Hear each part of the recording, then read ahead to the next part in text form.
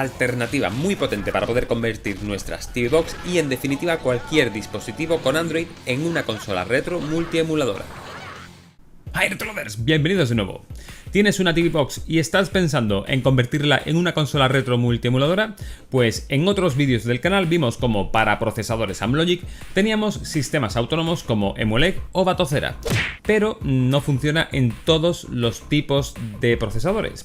¿Qué podríamos hacer en este caso? Si es esa tu pregunta, te invito a que te quedes porque vamos a ver cómo a través de las aplicaciones DIG más otros simuladores podemos convertir no solo cualquier tipo de TV Box, sino cualquier dispositivo con Android en una consola retro económica.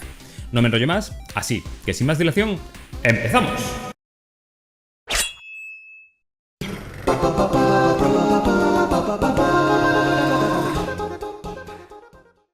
Para este vídeo usaremos una TV Box HK1R Box con procesador Amlogic S905X4 de 4 GB de memoria RAM y 32 GB de almacenamiento interno. Inicialmente puedes pensar que al ser Amlogic puedes usar Emuelec y de hecho fue lo primero que hice. Buscar la beta de Emuelec 4.6 que sí tiene soporte para algunos TV Box con S905X4, instalarlo y tratar de bootear el sistema, pero fail absoluto. Aún no hay soporte de este TV Box en Emuelec, por lo que tendremos que buscar una alternativa. Importante aclarar que el proceso que vamos a ver a continuación es válido para cualquier tipo de TV Box, independientemente del procesador que tenga. Allwinner, Rockchip o incluso procesadores Amlogic que no permitan la instalación de Emuelec, como sería este caso.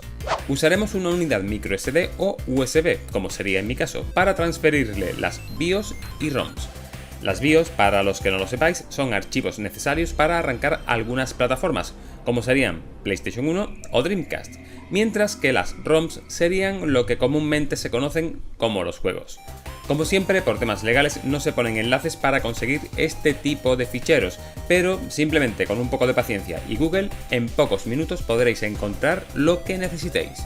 Pues volviendo al vídeo, una vez terminada la transferencia, arrancaremos nuestra TV Box. Lo primero que recomiendo es enlazar un mando para poder usarlo. En mi caso usaré un mando no oficial de PS4.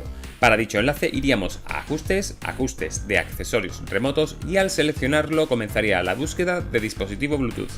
Y entonces activamos el modo de búsqueda en nuestro mando de PS4 pulsando de manera simultánea los botones PS y Share. En pocos segundos tendremos nuestro mando en pantalla. Seleccionamos dicho mando con el mando a distancia de nuestra TV Box y confirmaremos el emparejamiento. Podremos usar tanto la pantalla táctil como los botones direccionables sin problema. En este punto querría hacer un pequeño inciso, ya que si bien el mando no oficial de PS4 emparejó directamente, prácticamente sin tener que esperar nada, luego sí que tenía pequeños fallos de comunicación y no respondía bien a los botones. Además, cuando intenté emparejar luego mi mando de PS4 oficial, pues no conseguí emparejarlo, cosa que es un poco rara. Ya digo que esto dependerá un poquito del modelo de TV Box o dispositivo con el que estéis trabajando. Una vez hecho este inciso, continuamos con el vídeo. Una vez que tenemos el mando operativo, ojo, que si lo preferís cableado no tendréis que hacer el paso que os he explicado. Pasaríamos a instalar las aplicaciones Android necesarias para convertir nuestra TV Box en una consola retro. Importante, a partir de ahora necesitaremos conexión a internet, ya sea mediante cable de red o mediante Wi-Fi. La primera opción siempre es la más rápida, pero siempre será cuestión de preferencias o posibilidades. La primera aplicación a instalar será DIG, la cual es un frontend o interfaz que nos ayuda a organizar los sistemas y juegos, para que sean más cómodos de localizar por el usuario. Entraremos en la Play Store, buscamos DIG y procedemos a su instalación. Tras la descarga arrancamos la aplicación y esta nos pide una serie de permisos para poder acceder a los ficheros de nuestro dispositivo. Evidentemente los permitimos. Lo siguiente que nos pide es que seleccionemos una carpeta llamada DIG en el directorio raíz del dispositivo. Lo creamos y lo seleccionaremos. Tras esto, DIG nos pregunta si queremos hacer una búsqueda para localizar juegos en el dispositivo. Seleccionaremos entonces buscar en una carpeta concreta de almacenamiento. Buscaremos la unidad USB que hemos conectado en el margen izquierdo de la interfaz de exploración y una vez dentro buscaremos la carpeta ROMs. Ya una vez dentro pulsaremos sobre usar esta carpeta.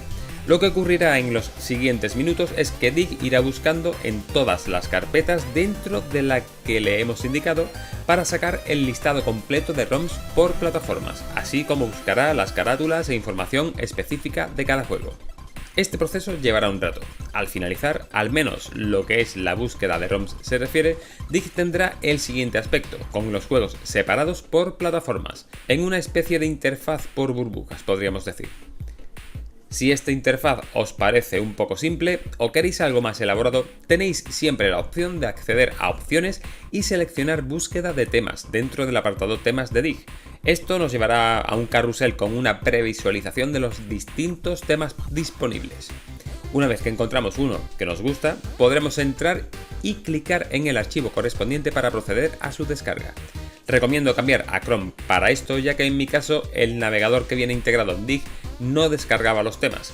En todo caso, si aún así os sigue dando problemas, siempre tendréis la opción de hacerlo a través de un PC aprovechando el USB, por ejemplo, que estamos usando para las ROMs. Entraríamos en este caso en el apartado de temas de los foros de DIG, entramos en el tema que nos interese y procedemos a descargarlo. Tras esto, pues lo copiaríamos a, por ejemplo, la carpeta Downloads o descargas de la unidad USB y la insertamos en la TV Box. Una vez que volvemos a DIG, vamos al apartado de instalar temas, o bien seleccionamos la carpeta de descargas del TV Box, o si hemos usado la unidad USB como método alternativo, navegaremos hasta dicha unidad y a la carpeta Downloads para seleccionar el tema que nos interese. En cualquier caso, automáticamente DIG descomprimirá e instalará los archivos necesarios. Importante es que tras haber hecho este proceso, seleccionéis el tema. El que se haya instalado no implica que se seleccione de manera automática. Parece una obviedad, pero puedes creer que la instalación no se haya hecho correctamente cuando tras haber acabado la instalación no se refleja directamente en pantalla. Lo digo por experiencia propia.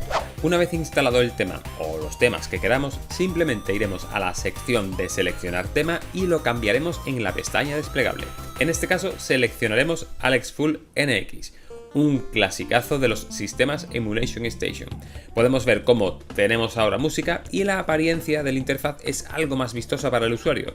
Dentro de cada plataforma tendríamos carátulas o capturas de pantalla y a su vez dentro de cada título tendríamos información detallada del mismo. Pero hay que tener en cuenta un dato importante, y es que DIG no es un emulador. DIG es un front-end o interfaz que nada más que organiza los juegos. Para poder jugar necesitaremos los famosos emuladores o cores. Si intentas ejecutar algún juego directamente desde DIG, este te avisará de que falta el emulador necesario para ello y te pregunta si quieres instalarlo. El núcleo que mueve el 90% de las consolas de este sistema es RetroArch, un viejo conocido del canal. En este caso, intentamos ejecutar, por ejemplo, Mega Man y DIG nos pide que instalemos dicho RetroArch. Aceptamos y se nos dirige a la Play Store para realizar la instalación. Al terminar la instalación, antes de ejecutar el juego, deberíamos entrar en RetroArch para configurar el mando y los accesos rápidos para salir de los juegos o de RetroArch. Para esto entraremos en Settings e iremos al apartado de Inputs. Aquí entraríamos en el apartado Hotkeys para configurar los accesos directos de menú o de salida de RetroArch e iríamos al apartado de puerto de control 1 para configurar todos los botones del mando. Si lo necesitamos, claro está, ya que los controles suelen tener una configuración por defecto. En mi caso, tras los problemas con los mandos de PlayStation 4, finalmente conecté un arcade stick de 8 bits por cable, que por cierto ya hemos visto anteriormente en el canal, para no tener ningún tipo de incidente. Lo último sería ir al apartado de Core Downloader para descargar los cores o emuladores que queramos, en función de lo que queramos jugar, evidentemente. En este caso DIG hace la descarga de los cores básicos. Podéis ver el símbolo de almohadilla tras cada core, pero si hubiera alguno sin instalar, simplemente lo seleccionaríamos y se instalaría de manera totalmente automática. Para cualquier otra plataforma que no pertenezca a RetroArch, DIG te preguntará si quieres hacer la instalación del emulador correspondiente desde la Play Store.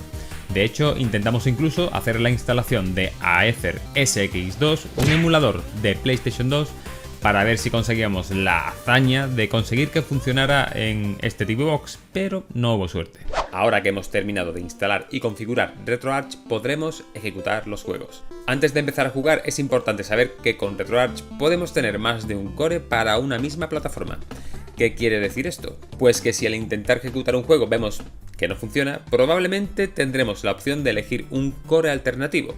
Para eso nos iremos a los 3 puntos de la esquina superior derecha, iremos a Gestión de Sistema, en la parte inferior, y en el siguiente submenú seleccionaremos la primera opción para seleccionar el core o emulador que usaremos para esta consola en concreto. Este emulador puede ser de RetroArch o ser un emulador distinto, que en caso de no estar instalado, de nuevo se instalará para poder ser usado por Dig. Pues ya tendríamos montada nuestra consola multiemuladora, sin importar en absoluto el procesador que tenga, solamente necesita ejecutar Android. Por lo tanto, este tutorial es extensible a dispositivos móviles o tablets, con lo que tenemos una alternativa potente para poder emular en cualquier tipo de terreno.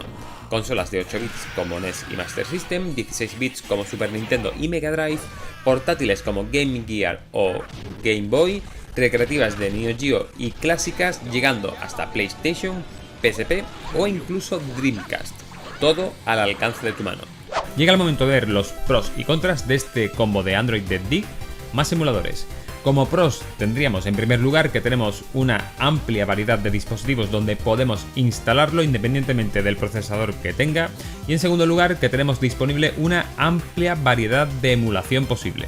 Y como contras diríamos en primer lugar que al ejecutarse bajo Android puede que para las plataformas más exigentes tengamos pequeñas pérdidas de rendimiento. Ya digo que se notarán menos cuanto más potente sea el dispositivo que vayamos a utilizar. Y en segundo lugar, que quizás la instalación y configuración inicial es algo más engorrosa que en el caso de utilizar un sistema autónomo como era el caso de Emulec o Batocera. Alternativa muy potente para poder convertir nuestras TV Box y en definitiva cualquier dispositivo con Android en una consola retro multiemuladora. Si te ha gustado este tutorial, por favor dale a me gusta y comparte, así consigues que el canal llegue a más gente. Comenta y pregunta por aquí abajo y suscríbete, que es gratis si quieres saber lo que va viniendo. Acerca de quiénes son estos de aquí, son los miembros o mecenas de Patreon del canal, gente muy maja por cierto, que apoya al canal de manera simbólica para ir creciendo. Y sí, también puedes unirte. Poco más, nos vemos en el siguiente vídeo del canal. ¡Hasta luego, Retrolovers!